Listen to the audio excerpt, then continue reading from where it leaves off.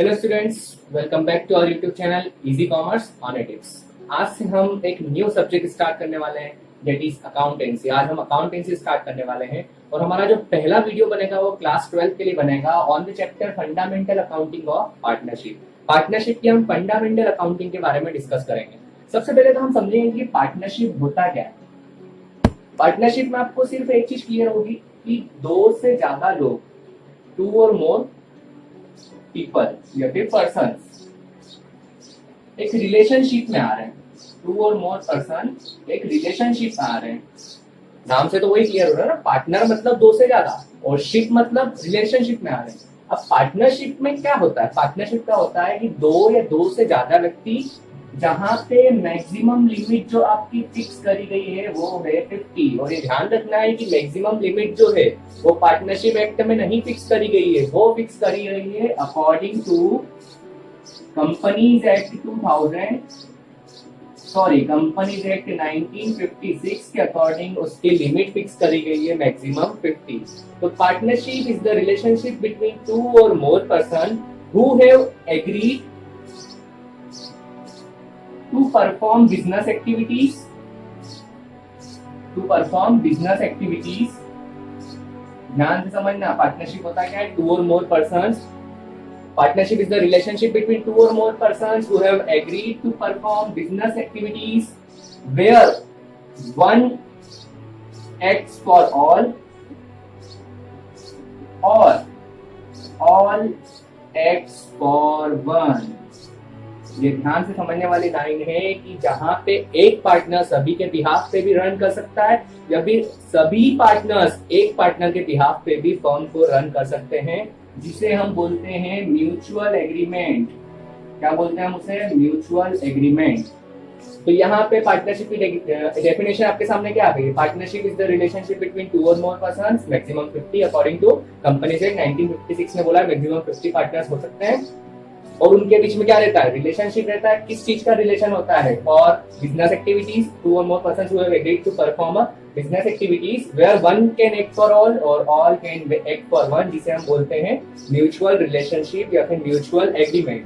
अब mutual agreement तो हो गया, पर पार्टनरशिप का एक्ट क्या है? तो पार्टनरशिप का एक्ट है पार्टनरशिप एक्ट 1932। पार्टनरशिप एक्ट 1932 के अकॉर्डिंग हम पार्टनरशिप की अकाउंटिंग करते हैं। तो ये आपका पूरा उसका डेफिनेशन हो गया कि पार्टनरशिप एक्ट होता क्या है। वैसे एक चीज ध्यान रखनी है कि पार्टनरशिप फर्म जो रहती है वो उसके पार्टनर से अलग होती है, जिसे हम 11th क्लास में हमने कॉन्सेप्ट पढ़ा था सेपरेट लीगल एंटिटी या फिर सेपरेट एंटिटी, जिसमें फर्म एक अलग होता है, बिजनेस अलग होता है और उसके ऑनर्स अलग होते हैं। तो यहाँ पे भी पार्टनरशिप की एक सेपरेट लीगल एंटिटी होती है, जहाँ पे फर्म अलग परफॉर्म करती है, फर्म की एक कॉमन सील रहती है, फर्म के अलग कुछ रूल्स एंड रेगुलेशन रहते हैं, वेयरएस पार्टनर्स अपने अलग एक ऑनर के नाम से काम करते हैं। वहां पे उनकी जो कैपिटल है फर्म के लिए वो लायबिलिटी रहेगी।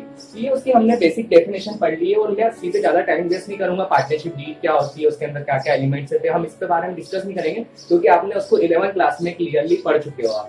हम सीधे आएंगे इस एक कॉन्सेप्ट पे, और जो हमारी अकाउंटिंग स्टार्ट करेंगे, जो हमारी 12th में मोस्ट रिक्वायरमेंट वाली चीज है, that is accounting of partnership. Partnership में किस टाइप की अकाउंटिंग होती है? तो पार्टनरशिप की अकाउंटिंग समझने से पहले मैं समझूंगा कि 11th क्लास में हमने सोल प्रोप्राइटर का केस पढ़ा हुआ है, अकाउंट्स में सोल प्रोप्राइटरशिप पढ़ी है।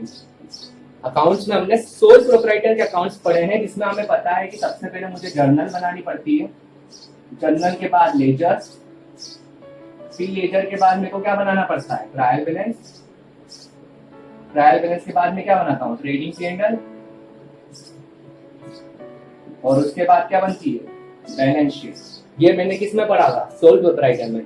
जबकि यहाँ पे कुछ चीजें न्यू एडमिट होने वाली है, न्यू आने वाली है, क्योंकि वहां पे सिर्फ एक ही पर्सन था, एक ही बंदा पूरे बिजनेस को संभाल रहा था। पर यहाँ पे क्या हो जाएगा? एक से ज्यादा लोग हैं, तो अब ज्यादा लोग हैं तो कुछ काम कर रहे हैं तो बदले में सैलरी भी मांग रहे हैं, कुछ लोग काम कर रहे हैं तो उसके बदले में इंटरेस्ट ऑन कैपिटल, कमीशन भी मांग रहे हैं अगर सेल्स को बढ़ा रहे हैं, उसके बदले में कोई विड्रॉ कर रहा है ज्यादा अमाउंट तो फर्म ने उसके ऊपर इंटरेस्ट ऑन ड्रॉइंग भी चार्ज करा है।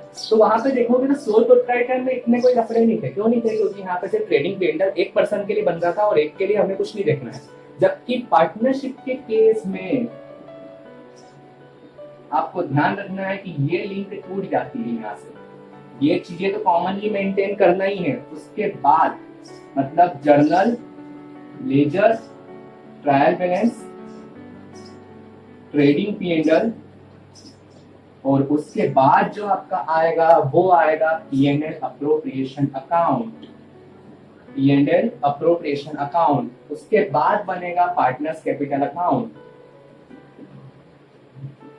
पार्टनर्स कैपिटल अकाउंट, और सबसे लास्ट में बनता है बैलेंस शीट। तो अब क्या समझ में आया है कि यहाँ तक की प्रोसेस तो जैसी मैं सोल प्रोप्राइटर में करता था वैसी ही मेरे को यहाँ पे भी करना है। बस डिफरेंस क्या आ रहा है, ये दो अकाउंट मेरे सामने नए जोड़ के आ गए हैं, और आपके फर्स्ट चैप्टर में हम यही सिखाएंगे कि दो अकाउंट्स को कैसे बनाना है, P&L अप्रोप्रिएशन अकाउंट और पार्टनर्स कैपिटल अकाउंट। अब सबसे पहले P&L अप्रोप्रिएशन अकाउंट के बारे में थोड़ा सा बेसिक क्लियर कर दूं कि ये इससे डिफरेंट क्यों है। जैसे यहाँ पे मैंने नेट प्रॉफिट तो कैलकुलेट कर दिया है कि मैंने P&L की हेल्प से मैं यहाँ से नेट प्रॉफिट या फिर नेट लॉस निकाल सकता हूँ, पर सोल प्रोप्राइटर के केस में ये पूरा का पूरा किसके पास चार्ज होता था, एक ही ऑनर के पास, क्योंकि एक ऑनर रहता है सोल प्रोप्राइटर में। जबकि यहाँ पे क्या हो रहा है, बहुत सारे ऑनर्स हैं और मैक्सिमम कितने हो सकते हैं 50, तो हम उन 50 के बीच में नेट प्रॉफिट को बांटना है। अब प्रॉफिट को बांटने का भी अलग अलग तरीका है, कोई सैलरी डिमांड कर रहा है पार्टनर, कोई इंटरेस्ट ऑन कैपिटल डिमांड कर रहा है, तो कोई IOD किसी के ऊपर चार्ज हो रहा है, किसी को कमीशन चार्ज करनी पड़ रही है। तो ये सब प्रॉब्लम्स आ रही, कुछ हम जनरलिज्म मेंटेन कर रहे हैं। अब ये प्रॉब्लम्स आ रही है, तो उस केस में हमें क्या करना पड़ रहा है कि अब यहाँ पर हम सेट ऑफ नहीं कर सकते। क्यों नहीं सेट ऑफ कर सकते, क्योंकि ये डायरेक्ट और इनडायरेक्ट एक्सपेंसेस से रिलेटेड अकाउंट है, यहाँ पे कोई ऑनर का कुछ रिलेशन नहीं रहता है। पर यहाँ पे क्या होगा, ऑनर को स्पेसिफिक सेपरेट अकाउंट दे दिया है कि यहाँ पे तेरे जितने भी खर्चे रहेंगे, तेरे जितने भी इनकम रहेगी, सब सेटल होगी, और जो बचेगा वो सब पार्टनर्स के रेशियो में बांट देंगे। हम जो भी उनका प्रॉफिट शेयरिंग रेशियो रहेगा उसमें बांट देंगे। अब यहाँ पे मैंने उनका चलो मान लो सेटलमेंट कर भी दिया, सैलरी दे दी, कमीशन दे दी, सब चार्ज कर दिया। अब उसके बाद मैं इनका निकालने के बाद क्या करूंगा, पार्टनर्स कैपिटल अकाउंट बनाऊंगा। पार्टनर्स कैपिटल अकाउंट क्या होता है, तो पार्टनर्स कैपिटल अकाउंट वो अकाउंट होता है जो शो करेगा कि पार्टनर को कितना पेमेंट नेट देना बाकी है, फर्म कितनी लाइबल है उसको पे करने के लिए, उसकी एक्चुअल नेट कैपिटल कितनी रह गई है, वो शो करेगा आपका पार्टनर्स कैपिटल अकाउंट। ध्यान समझना, तो P&L अप्रोप्रिएशन से मैंने निकाल लिया किसको कितना देना है, उसको फिर मैं नेट करने के लिए क्या करूंगा, यहाँ पे ट्रांसफर कर दूंगा। मतलब ये जो आपने आइटम्स यहाँ पे कैलकुलेट करे हैं वो कहाँ ट्रांसफर हो जाएंगे, एक पर्टिकुलर हेड्स में हम उसका फॉर्मेट देखेंगे, तो हर पार्टनर के हेड्स में हम उनके अमाउंट्स को ट्रांसफर करते जाएंगे, और वहां से जो नेट बैलेंस निकल के आएगा वो कहाँ चले जाएगा, बैलेंस शीट में। तो ये प्रोसीजर आपके सामने आ गई है कि पार्टनरशिप में अकाउंटिंग आपको कैसे करनी है, कौन कौन से नए अकाउंट आपके सामने आ गए हैं। अब हम नेक्स्ट वीडियो से स्टार्ट करेंगे कि P&L अप्रोप्रिएशन कैसे बनाया जाता है। हाँ, अब एक चीज और समझ लेना कि P&L अप्रोप्रिएशन जो 1 मार्क्स का क्वेश्चन है, क्या 1 मार्क्स का क्वेश्चन है कि सर P&L अप्रोप्रिएशन का नेचर क्या है, रियल है, नॉमिनल है या फिर क्या है। तो ध्यान रखना, P&L अप्रोप्रिएशन का नेचर है नॉमिनल। क्यों नॉमिनल है, क्योंकि नॉमिनल का गोल्डन रूल क्या है, debit all expenses and losses, credit all income and gain. तो यहाँ पे मैं जितने भी एक्सपेंसेस लॉसेस है, अब एक्सपेंसेस क्या है फर्म के लिए, पार्टनर को सैलरी दे रहे हैं, इंटरेस्ट ऑन कैपिटल दे रहे हो, फर्म के लिए एक्सपेंस है तो वो डेबिट करेगी, और पार्टनर से क्या मिलेगा, इंटरेस्ट ऑन ड्राइंग मुझे मिलेगा पार्टनर से, फर्म को इंटरेस्ट ऑन ड्राइंग मिलेगा तो वो उसको क्रेडिट करेगी। इसलिए ये नॉमिनल रूल के ऊपर वर्क करता है P&L अप्रोप्रिएशन अकाउंट, इसीलिए इसका नेचर कैसा है, नॉमिनल नेचर है। ये 1 मार्क्स का क्वेश्चन आपके सामने कंप्लीट होके आ गया है। और ये ध्यान रखना, जो यहाँ से आपने net profit net loss calculate करा है वो भी ट्रांसफर करना है। हाँ, कुछ चीज आपके सामने निकल के आएगी कि यहाँ पे कुछ सेटल नहीं होता है तो हमें कुछ यहाँ सेटल करना पड़ता है, तो हम क्या करेंगे, जो प्रॉफिट है उसमें से पहले जो सेटलमेंट वाली चीज यहाँ पे होनी चाहिए थी वो माइनस कर देंगे और उसका नेट अमाउंट यहाँ पे ट्रांसफर कर सकते हैं। तो ये हमारा पूरा बेसिक हो गया पार्टनरशिप का। हमने यहाँ पे देख लिया हमें कौन कौन से नए अकाउंट प्रिपेयर करने हैं, और हम नेक्स्ट वीडियो से स्टार्ट करने वाले हैं कि पार्टनरशिप के अंदर अब अकाउंट्स हम कैसे धीरे धीरे बनाना चालू करेंगे। Till then, thank you. Subscribe now and press the bell icon. Never miss an update.